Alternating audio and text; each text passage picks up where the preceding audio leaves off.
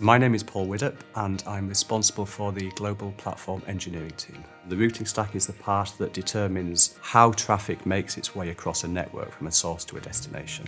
There's some well-known routing stacks, but they're probably about 20 years old. They've accumulated things that make them quite brittle. If you imagine a set of dominoes or a deck of cards where it's getting bigger and bigger and bigger, if they haven't been designed with sort of the goals of modularity at the start, that makes it increasingly difficult to pull those cards out and put new cards in. So one of the things that we have really made the top of our list of important things to do is make this new routing stack as modular as possible. So when we get to those inflection points and we have to pivot, we need to make sure that we can adjust our routing stack quickly. So making it modular so you can take things out, put things in, absolutely top of mind. So traditionally, most people have written network operating systems in a language such as C or C++.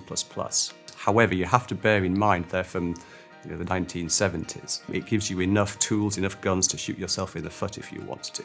Rust is a new generation of language that sort of takes that pain away.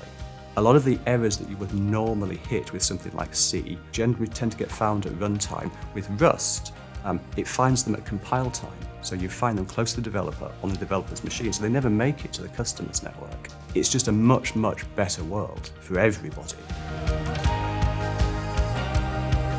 So the solution which we're building ultimately will be deployed at significant scale.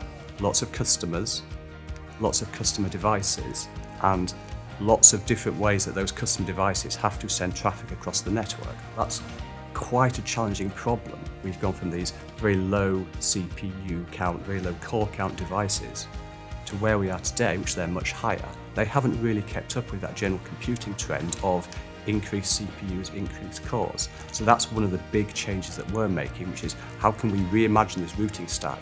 So rather than having to make individual CPUs much quicker, you can actually take a bigger bank of CPUs and distribute and spread the work out. And traditionally, that's not really something that routing control planes have done. That's one of the things that we're doing. In the space of less than 2 years, I think 18 months, we have gone from not having a tangible asset or a product. 18 months later, we have a fully functional working network operating system. There's a data plane, there's a routing stack, there's a system management plane. Altogether, that's the network operating system, and we did that from scratch, which in my 30 years is unheard of. I've just never seen that happen.